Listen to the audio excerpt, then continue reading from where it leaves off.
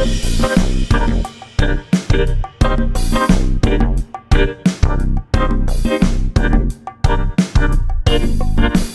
morning. It's your mom of three in NYC, and I'm back with another video. Welcome. If this is your first time, happy Tuesday first. Happy Tuesday to everyone. If this is your first time on my channel, it's awesome to meet you. My name is Taneza, and I am the mother of three committed kids. Two of them are in the spring play at school, and they're eating it up. They love to be on time for practice, rehearsals. It's super cute. So 3 committed kids living in the heart of New York City. I am reading through the Bible. I'd love to have you join me. All you have to do, I keep it super simple, is to subscribe to my channel so that you never ever miss an upload. We upload every single day. We are currently, let's go ahead and jump right in. 1 Samuel. We're reviewing today chapters 27 and 28. Let's just jump into it, okay? Okay, and so that you know, I will be reading out of the New International Version translation of the Bible, but whatever version you have is perfect. Stick with it.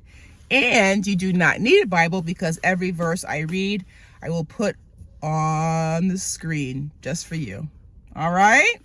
Let's get into it. 1 Samuel chapter 27.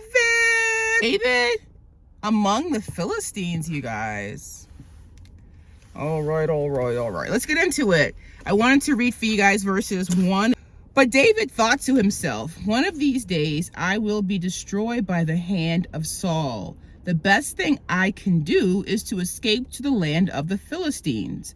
Then Saul will give up searching for me anywhere in Israel, and I will slip out of his hand. And again, you can understand why David feels this way, because time and time again, Saul has tried to end his life, and then he's apologized, and then he's tried again, and he's apologized. And so I get why David was fleeing. It's completely understandable. And David's decision worked, at least for now, as Saul no longer searched for David. Verse 5, David said to Achish, if I have found favor in your eyes, let a place be assigned to me in one of the country towns that I may live there. Why should your servant live in the royal city with you? David lived in the Philistine territory for 1 year and 4 months. In this chapter, we see a different side of David. Every time David attacked an area, and they gave us 3 examples, Geshurites, Gizrites, and the Amalekites, he killed all of the people living there. He killed the men, the women, and the children, but he did take all of the livestock and all of the supplies like clothing home. I wanted to read for you all verse 11 and 12. He did not leave a man or woman alive to be brought to Gath, for he thought they might inform on us and say, this is what David did. And such was his practice as long as he lived in Philistine territory.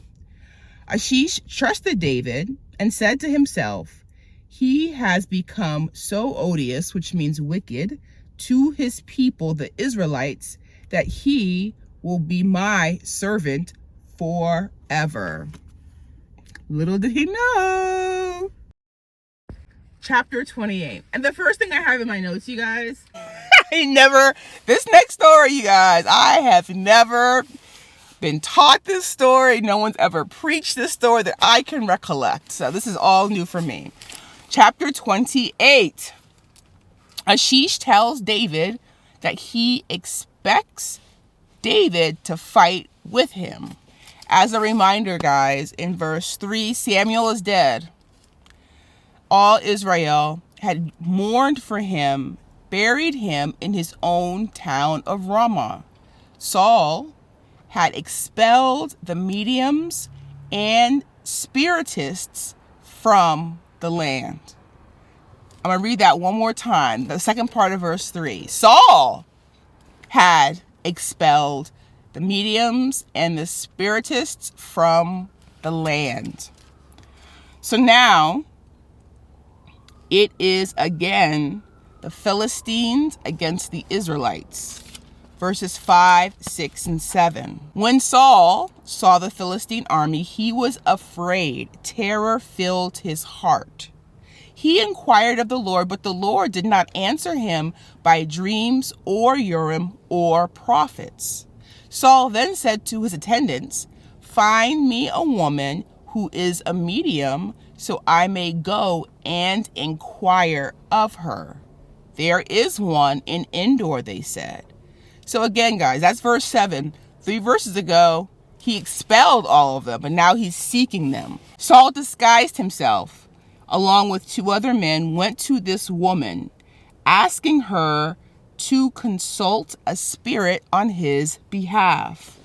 The woman thought that she was being trapped, as Saul had done away with all the mediums and the spirits. Verse 10, Saul swore to her by the Lord, "As surely as the Lord lives, you will not be punished for this." Saul asks for Samuel to be conjured up. Verses 12, 13, and 14. When the woman saw Samuel, she cried out at the top of her voice, said to Saul, "Why have you deceived me? You are Saul." The king said to her, "Don't be afraid. What do you see?" The woman said, "I see a spirit coming up out of the ground." "What does he look like?" he asked. "An old man wearing a robe is coming up," she said. Then Saul knew it was Samuel. He bowed down and prostrated himself with his face to the ground.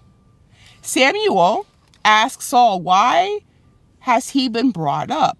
Saul explains that the Philistines are fighting against him. God has turned away from him by not answering him. So he has come to Samuel to find out what to do. Verses 17, 18, and 19. So Samuel says, "The Lord has done what he predicted through me. The Lord has torn the kingdom out of your hands and given it to one of your neighbors, to David.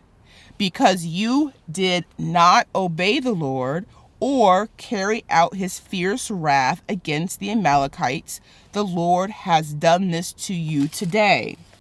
The Lord will hand over both Israel and you to the Philistines. Tomorrow, you and your sons will be with me.